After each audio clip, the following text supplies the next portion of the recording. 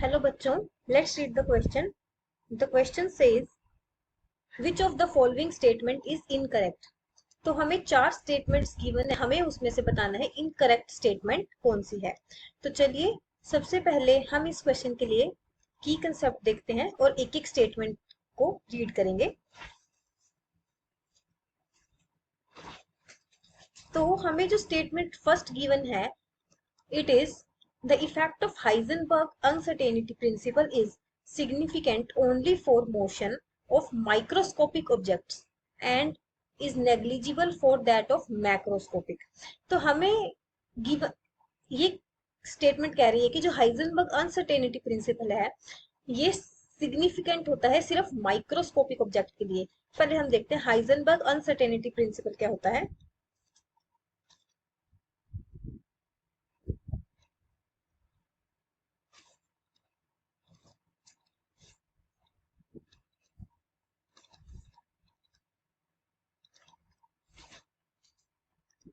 it state that it is impossible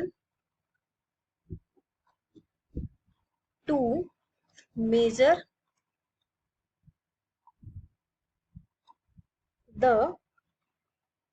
exactly the position and momentum of an object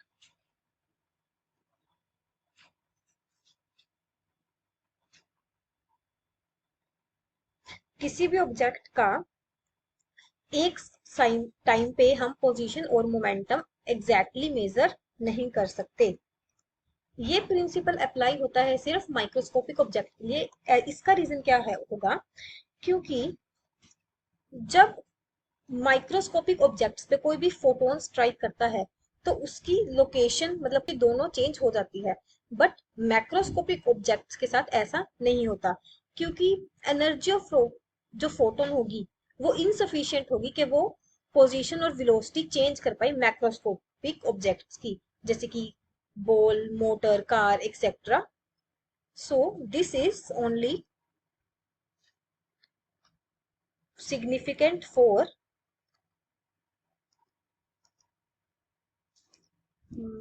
microscopic objects.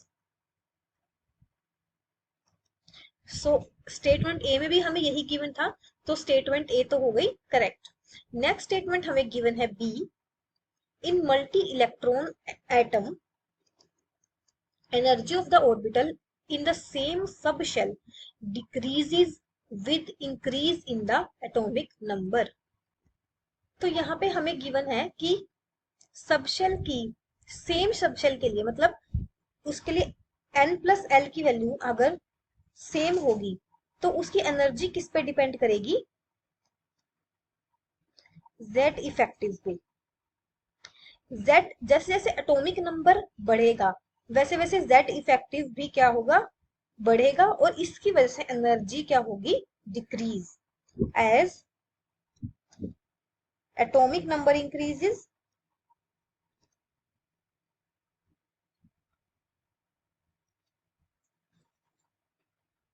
z effective nuclear charge also increases.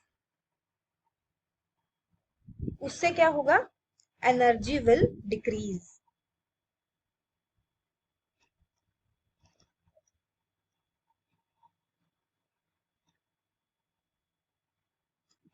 तो B option में भी यही statement given थी, so B option is also correct. तो next जो हमें option given है C, वो है probability density psi square has no physical meaning. तो जो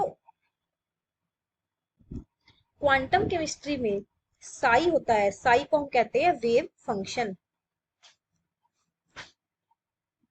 वेव फंक्शन का कोई फिजिकल मीनिंग नहीं होता. Wave function has no physical meaning, but अगर हम साई स्केयर की बात करते हैं तो साई स्केयर होता है प्रोबेबिलिटी डेंसिटी. इसका क्या मतलब होता है, It represent probability of finding an electron in an atom. It represent probability of finding an electron in an atom. So Sai square का फिजिकल मीनिंग होता है और साई का नहीं होता. सो सी जो स्टेटमेंट है वो गलत हो जाएगी. तो नेक्स्ट जो स्टेटमेंट हमें गिवन थी वो थी D. The negative electronic energy for hydrogen atom means that the energy of electron in hydrogen atom is lower than the energy of a free electron at rest. तो इसका क्या मतलब है कि जो हाइड्रोजन, ये कह रहा है कि हाइड्रोजन एटम की एनर्जी नेगेटिव होती है. इसका ये मतलब है कि जो हाइड्रोजन एटम है उसकी एनर्जी फ्री इलेक्ट्रॉन जो कि रेस्ट पे है उससे क्या होगी, कम होगी. तो चलिए इस स्टेटमेंट को हम देखते हैं. यहाँ पर हमें गिवन है free electron.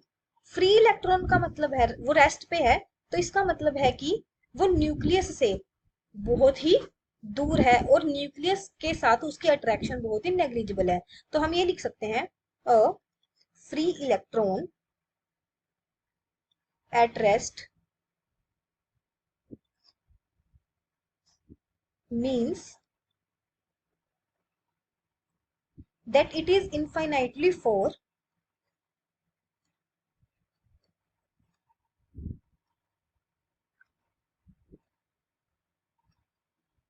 away from the nucleus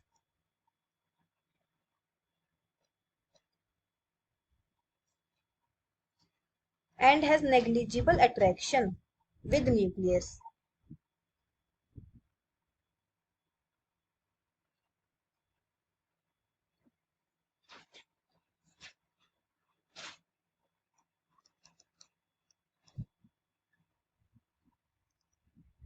जैसे जैसे जो इलेक्ट्रॉन है वो न्यूक्लियस के पास आएगा अट्रैक्शन बढ़ेगी. अट्रैक्शन बढ़ने से जो एनर्जी है सिस्टम की वो लोअर हो जाएगी और एनर्जी रिलीज होगी तो एनर्जी की वैल्यू किसमें चली जाएगी, नेगेटिव में. सो ये स्टेटमेंट भी हमें करेक्ट गिवन है. सो इनकरेक्ट स्टेटमेंट जो है वो है सी. So correct option for this question is option C. Hope you find the answer and understood it well. Best of luck.